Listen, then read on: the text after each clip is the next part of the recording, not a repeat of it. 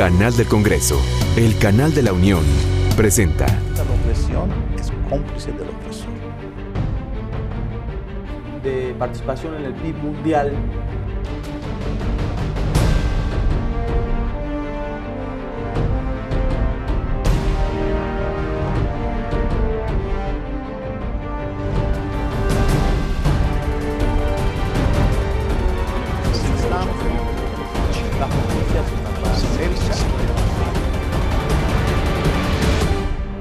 Les doy la más cordial bienvenida a Vértice Internacional. Soy Rina Musali y les agradecemos su presencia en este programa que semana a semana les transmite sobre el acontecer mundial.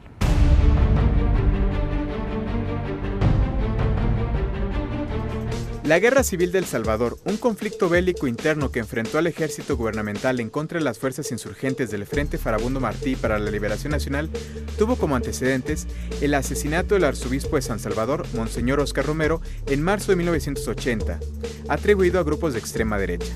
La intensificación del terrorismo de Estado, así como la renuncia de los elementos democráticos de la Junta Revolucionaria de Gobierno. En el transcurso de los siguientes años, se dieron intentos fallidos por obtener una solución negociada a la guerra, como el que tuvo lugar el 6 de agosto de 1987 entre los presidentes de Centroamérica, quienes analizaron los planes de paz presentados por el Grupo Contadora, así como los mandatarios de Costa Rica y de Estados Unidos. Sin embargo, fue hasta 1990 cuando, tras la mediación de la ONU, esta diseñó un plan según el cual los rebeldes debían destruir sus armas e indicar la localización de todos sus arsenales y municiones, y a cambio, el gobierno salvadoreño debía desmovilizar al ejército, la policía y desarticular a los escuadrones de la muerte. El 16 de enero de 1992, con los acuerdos de paz firmados en el castillo de Chapultepec, en la Ciudad de México, el Frente Farabundo Martí para la Liberación Nacional y el gobierno de El Salvador pusieron fin a 12 años de guerra civil en ese país, dejando un saldo de 75,000 muertos, en su mayoría civiles, y alrededor de 9,000 desaparecidos. De inmediato, la Asamblea Legislativa de El Salvador aprobó la Ley de Reconciliación Nacional, que concedió amnistía a favor de todas las personas que participaron en la Comisión de Delitos Políticos y Comunes cometidos entre el 1 de enero de 1980 y el 1 de enero de 1992, salvo en los casos de secuestro. 17 años después, en las elecciones presidenciales del 15 de marzo de 2009, el partido político Frente Farabundo Martí para la Liberación Nacional alcanzó la victoria por medio de su candidato, el experiodista Carlos Mauricio Funes Cartagena, representando el primer triunfo de un partido de izquierda en la historia de El Salvador. Hablar de democracia en El Salvador resulta muy difícil. Una historia reciente que encuentra como punto de inflexión el año de 1992, cuando se firmaron los acuerdos de paz en el castillo de Chapultepec, en México, y que dieron por terminado una cruenta guerra civil que dio un saldo de casi 75,000 muertos, equivalentes al 2% de la población total en ese momento. Efectivamente, una democracia precaria que se desarrolla al filo de una oligarquía tradicional que de alguna manera posee todos los hilos y todas las mieles del poder político, económico y militar. Justamente la columna vertebral del sistema empezó con el café. Es el resultado de una larga lucha de una parte muy importante de la sociedad salvadoreña por alcanzar un régimen político en el que se hiciesen espacios de respeto y de posibilidad de avance de los grandes sectores populares. Esto es un proceso muy largo, lo acabas de decir, fue una lucha muy larga, muy cruenta. En esa época, la guerra, lo que identifican como la Guerra Civil 1981-1991, se calcula que hubo 75,000 muertos, más desaparecidos, más lesionados, etc. La herencia de la guerra estuvo anclada a los determinantes históricos de este país centroamericano, que fue rehén de la Guerra Fría. La guerra civil, que estuvo precedida por casi medio siglo de supremacía militar y golpes de Estado, también fueron un reflejo de la lucha de hegemonías entre Estados Unidos y la ex Unión Soviética, que se confrontaban política, militar e ideológicamente. Desde su más temprana historia, Estados Unidos ha sido un país hegemónico en Centroamérica y El Salvador no fue la excepción. Recordemos que el ejército salvadoreño recibió adiestramiento de los centros militares estadounidenses aún en la época anterior al conflicto bélico y entrados en la Guerra Fría. Los presidentes Ronald Reagan y George W. Bush apadrinaron al gobierno militar y al partido centrista demócrata cristiano. Por otro lado, el Frente Farabundo Martí de Liberación Nacional recibió el cobijo de Moscú y la ayuda de Nicaragua y Cuba, países satélites del centro soviético y aliados al Partido Comunista Salvadoreño.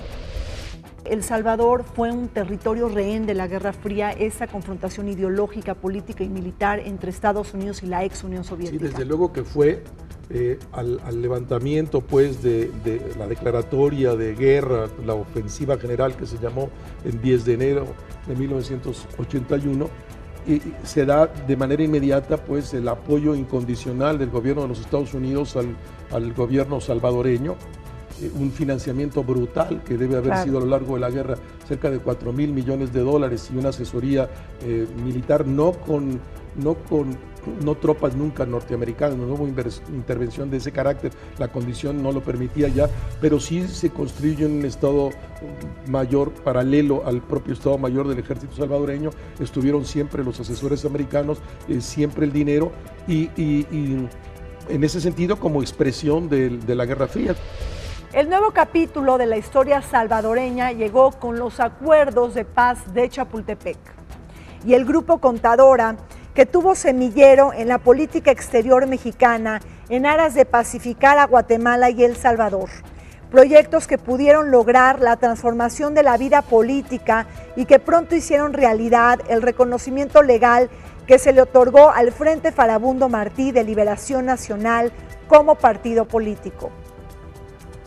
A 22 años de distancia, El Salvador es otro país, gracias a este nuevo pacto fundacional que trastocó los pilares del sistema político, militar y de justicia, cuya gran crítica reside por parte de algunos grupos en haber mantenido casi estático el sistema socioeconómico que hasta permite que el crecimiento económico sea disparejo, que enfrente una tasa elevada de pobreza y de desigualdad. A México, y eso lo vieron con una gran nitidez quienes fueron los responsables de la política exterior, no le convenía de ninguna manera tener un vecindario en conflicto, un conflicto muy agudo por lo demás. Y entonces, por eso surge el Grupo de Contadora con Colombia, Venezuela, Panamá y México. Y curiosamente es prácticamente casi el mismo grupo, pero en vez de Panamá está España, en un grupo de amigos que contribuye a las negociaciones de paz, para la paz en El Salvador. Al finalizar la guerra civil, se dibujó la coexistencia de dos partidos políticos diametralmente opuestos. Arena, el partido de centro derecha que gobierna desde 1989 hasta el 2009 y que irrumpe su gobierno cuando Mauricio Funes, un periodista independiente, ganó la presidencia del país a través del partido exguerrillero y de izquierda radical. El Frente Farabundo Martí de Liberación Nacional, que ahora busca extender su dominio tras el vicepresidente Salvador Sánchez Serén, el candidato presidencial quien rivaliza con Norman Quijano de Arena. Sin embargo, hay momentos difíciles porque se presentan fenómenos ajenos al proceso político como terremotos, desastres naturales y luego pues un desastre mundial que es la crisis económica de 98-99 que incide en la situación económica de toda la región. Dentro de las críticas que se le hace a Mauricio Funes, el presidente saliente en El Salvador, está todo el tema de la economía.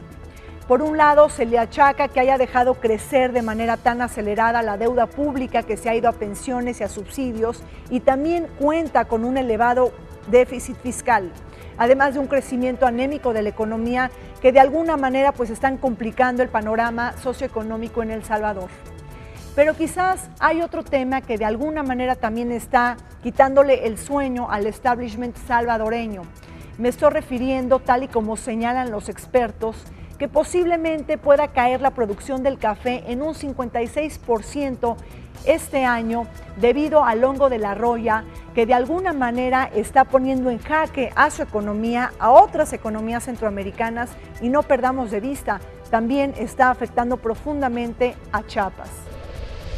Yo no compartiría exactamente esa visión de algunos compañeros del FMLN respecto a la gestión de Funes. Me parece que al contrario, que la sociedad ve como que fue una muy buena gestión y por eso está refrendando al FMLN, y el trabajo que hizo Funes, que se mantuvo a lo largo de todo su mandato como uno de los presidentes mejor calificados de América Latina, siempre estuvo en los 3 primeros a lo largo de sus 4 años de mandatos, hablan de eso.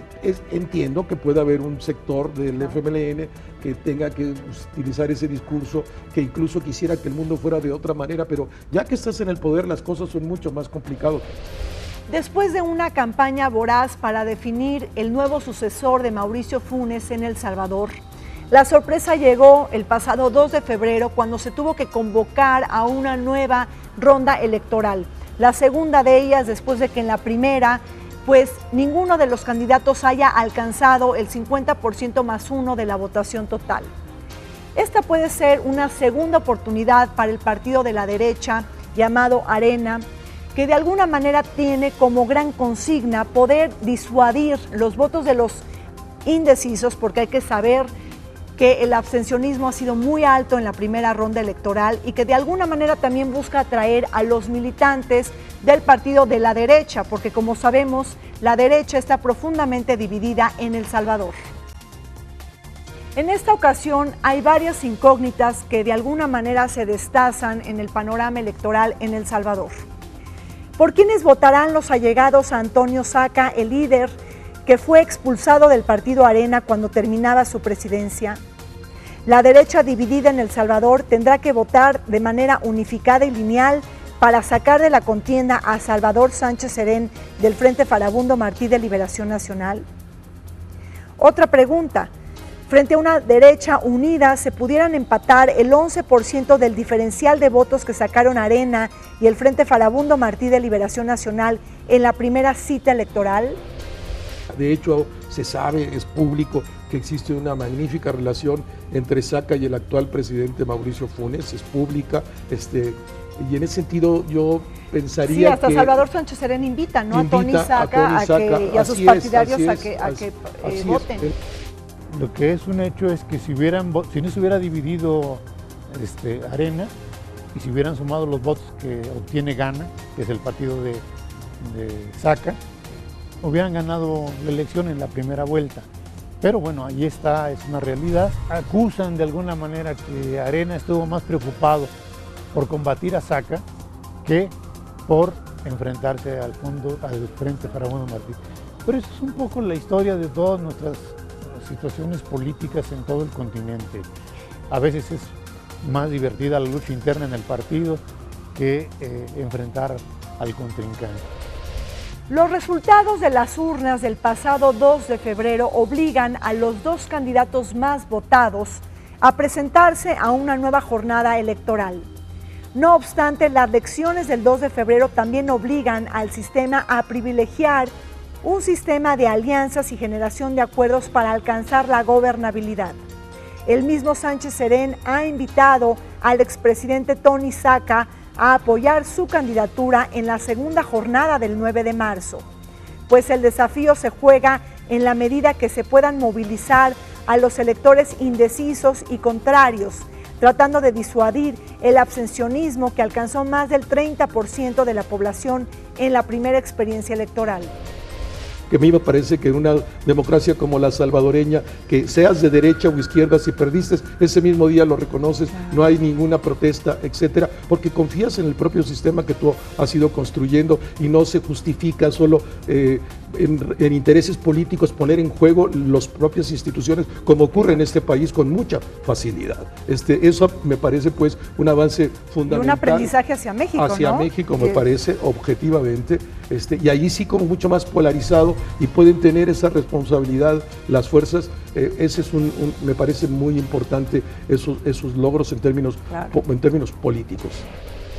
Un dato interesante sobre estas elecciones nacionales que se avecinan en El Salvador es que por primera vez los salvadoreños que se encuentran en el exterior pueden votar. Esto no es un acto menor. En Estados Unidos residen al menos el 30% de la población salvadoreña y las remesas son el motor de la economía y un alivio enorme a la economía doméstica de millones de familias. Si bien se compensa un anhelo histórico de participar políticamente desde el extranjero, la realidad es que ha habido una pálida respuesta de los salvadoreños a la hora de votar. El empoderamiento que cuesta trabajo activar y que todavía no se palpó en el poder de las urnas. El comercio de El Salvador está hacia los Estados Unidos. Sí. Las remesas vienen de los Estados Unidos, los salvadoreños fuera de este país viven en los Estados Unidos. Hoy el FMLN no quitó el dólar, la moneda en el caso de El Salvador es el dólar. Ya estuvo 4 años el FMLN en el poder y no lo quitó.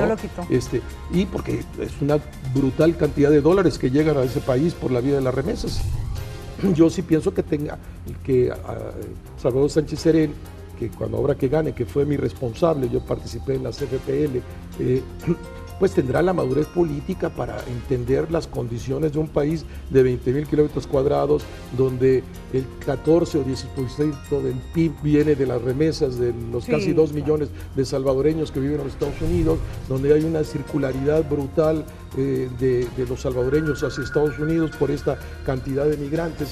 Son 8 millones de salvadoreños, 2 millones de migrantes, pues es importantísimo. Y ahorita se abre el voto en el exterior. Y se abre el voto en el exterior, en esta elección, correcto. ¿Podrá Salvador Sánchez Serén convertirse en el próximo presidente de El Salvador? ¿Podrá acceder un exguerrillero y revolucionario a la máxima magistratura del país? Las encuestas nos señalan que probablemente así será, un hecho que no está sumamente alejado de la realidad latinoamericana, pues tenemos 2 ejemplos muy contundentes. En primer caso, Dilma Rousseff, la presidenta de Brasil, que estuvo luchando en contra de la dictadura militar y que por cierto pasó 2 años en la cárcel, o bien el caso tan emblemático de Pepe Mújica en Uruguay, quien formó parte de esta guerrilla de urbana de izquierda radical y que formó parte también de este movimiento de los Tupac Amaru. Sí, entonces, las encuestas señalan que el candidato será, Salvador Sánchez Serén, de guerrillero a presidente. No es la primera vez que vemos eso en América Latina, ¿verdad? No es la primera vez, pues ya tenemos el caso de Pepe Mújica, Tupamaro en Uruguay, y de Dilma Rousseff, en que aunque participó 2 o 3 años nada más en la guerrilla, en una de las tantas guerrillas que hubo también en el Brasil, pues ya son presidentes, sería el tercero, porque el caso de Mauricio Funes, ahora por el FMLN, él propiamente no militó en la guerrilla. Sí, era un periodista que claro, simpatizó con la guerrilla, pero no militó en la guerrilla. Y Salvador Sánchez Serén sí fue el dirigente más importante de las Fuerzas Populares de Liberación, una de las 5, la más importante de las 5 organizaciones que compusieron el FMLN. El crimen y la inseguridad en El Salvador ha convertido a esta nación centroamericana en una de las más violentas del mundo. Si vemos de alguna manera estos determinantes históricos como producto también de esta guerra civil, en donde mucha parte de la sociedad tuvo acceso a las armas en un contexto de precariedad económica y social, es que se dio filo o se dio revuelo al surgimiento de las pandillas juveniles como los Maras Salvatrucha y el Barrio 18. Un fenómeno social que no se puede desligar de la estancia de los inmigrantes salvadoreños en las cárceles de Los Ángeles. Y justamente un tema que creo que es medular para entender la realidad salvadoreña. No podemos entender estas pandillas juveniles si no entendemos el fenómeno de la migración, que forma parte de su cultura, de la sociedad, que es un ingrediente indispensable para entender la realidad. Sí, sin duda, yo diría, sin negar los niveles de violencia que hay en El Salvador ahora, ha reducido brutalmente los niveles de violencia. Hoy probablemente en América Latina el más violento sea Venezuela con Honduras, ahí se la comparten, la ciudad más violenta, San Pedro Sula con Caracas, ahí se la reparten. Ya no está en esa lista El Salvador, y no lo está. ¿Por la tregua? Por la tregua objetiva entre las dos grandes contingentes de bandas o de maras, como tú ya mencionaste, la Salvatrucha y Barrio 18. Algunas estimaciones dicen que entre ambos reúnen 70,000 efectivos, o sea, más efectivos que el ejército, más efectivos que la policía. Y tienen una gran presencia en la sociedad salvadoreña. Alguien decía, es que han venido a romper el tejido social, y alguien le contestaba, no, en algunos casos ellos ya son el tejido social. Ahora ese es un fenómeno y es un problema con el que van a tener que lidiar los gobiernos. En el gobierno de Saca hubo una posición de extrema dureza, de combate, y no lograron avances sustanciales, al contrario, se fue la criminalidad hacia arriba. Con la llegada del Frente Farabundo Martí de Liberación Nacional al poder, los buenos oficios de la OEA y la interlocución de la Iglesia, es que Mauricio Funes logró negociar un pacto de no agresión con las pandillas criminales que operan en El Salvador, pero que extiende sus tentáculos en todo el norte de Centroamérica, como Guatemala y Honduras. Esta tregua, que ha sido muy polémica para los encargados de la seguridad en Centroamérica, ha logrado descender de manera muy sustantiva los homicidios en El Salvador a cambio de beneficios y privilegios carcelarios. La división es clara entre los diferentes partidos políticos. Mientras que Arena se niega a pactar con criminales e interlocutores no válidos y legítimos, el bloque de la izquierda en el país presume y ensalza sus logros en un momento de elecciones. Al final hay estos dos grandes contingentes. Sí. Los dos cabezas de las organizaciones estaban en la cárcel, pero en cárceles distintas. Piden ser llevados a la misma cárcel para poder desde ahí negociar. La posición discordante entre Arena y el Frente Farabundo Martí de Liberación Nacional en torno a la tregua con los mareros no es una situación exclusiva de El Salvador. La misma Guatemala, en manos del general Otto Pérez Molina, ha rechazado un posible pacto con estas bandas, en contraste con lo sucedido en Honduras, otra nación afectada por la inseguridad y el crimen organizado transnacional, cuyo diálogo de no agresión con los mareros no ha drenado los beneficios que se esperaban. Uno de los más serios cuestionamientos en Honduras es que el Estado no ha tenido la presencia sí lograda en El Salvador, aunado a la falta de implementación y seguimiento, al tiempo de extrapolar titubeos y dudas que no abonaron al gobierno de derecha del expresidente Porfirio Lobo.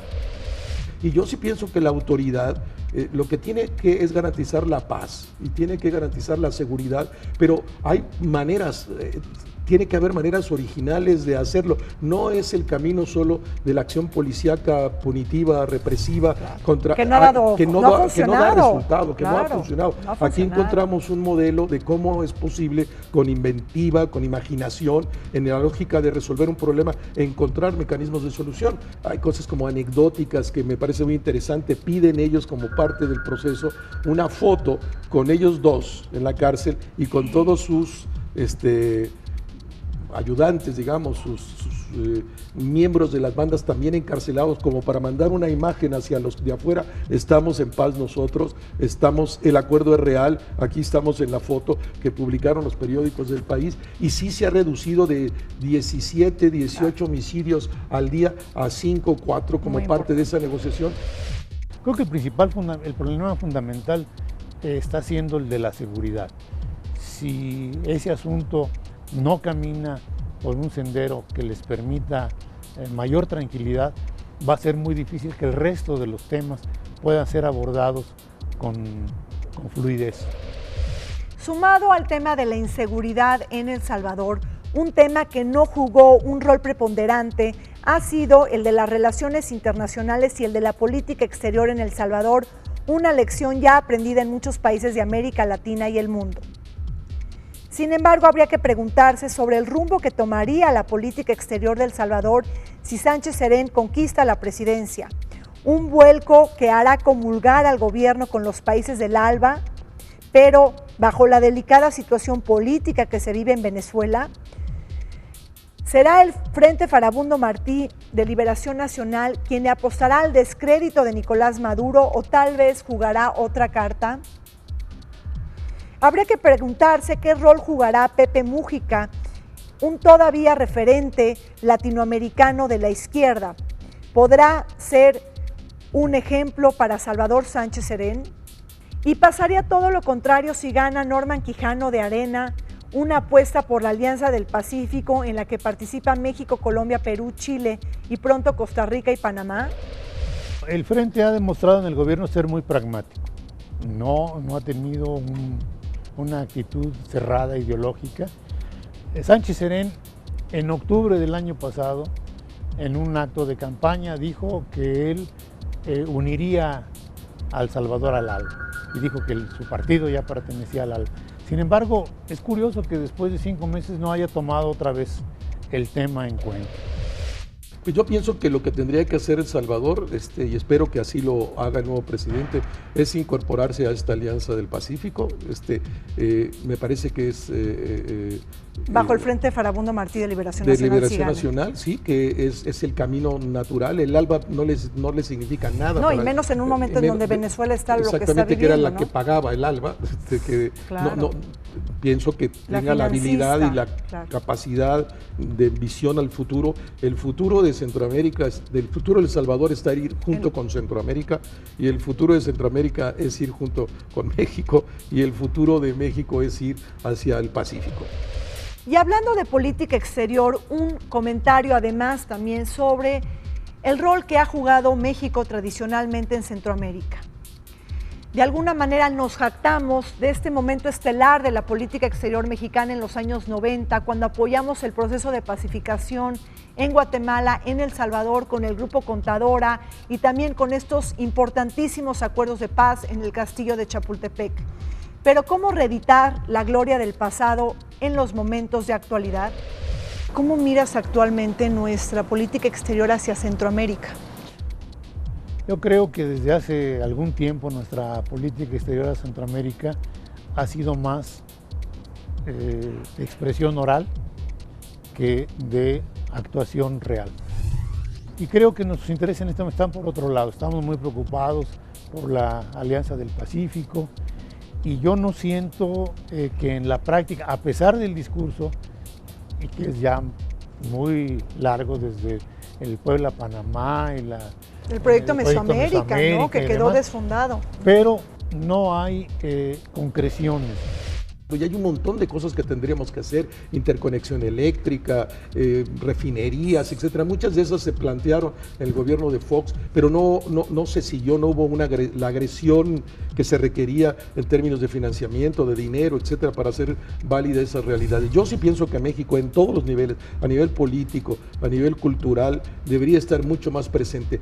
Pienso incluso que deberíamos de estar mucho más presente a nivel económico, pero eso es cierto que al final las grandes transnacionales mexicanas, todas están en Centroamérica, todas están en Centroamérica. Está Telmex, y está Bimbo, y está Cemex, y están todas las procesadoras de alimentos.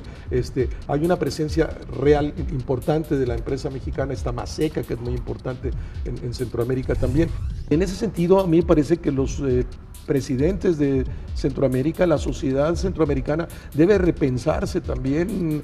Probablemente cada país tan pequeño por sí mismo no es el camino. Habría que volver a la gran Centroamérica, a la que pensaron sus próceres de la independencia, Morazán, y volver a la lógica de a lo mejor constituir un conglomerado mucho más fuerte. Y yo veo que nosotros como país, México tiene algo que ver en esa realidad. Es importantísimo para nosotros, es nuestra frontera sur. Muchos de nuestros problemas vienen por ese camino, y muchas de sus soluciones también vendrían por ese camino.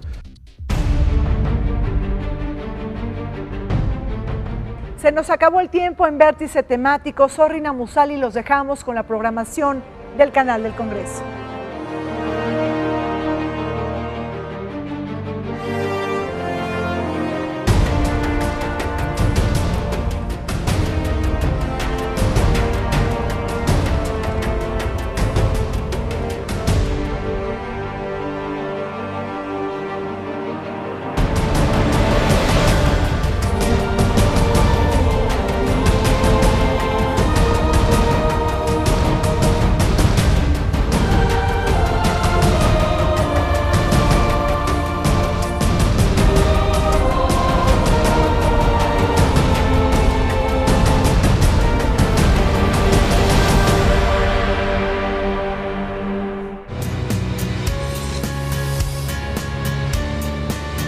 Canal del Congreso, el canal de la Unión, presentó.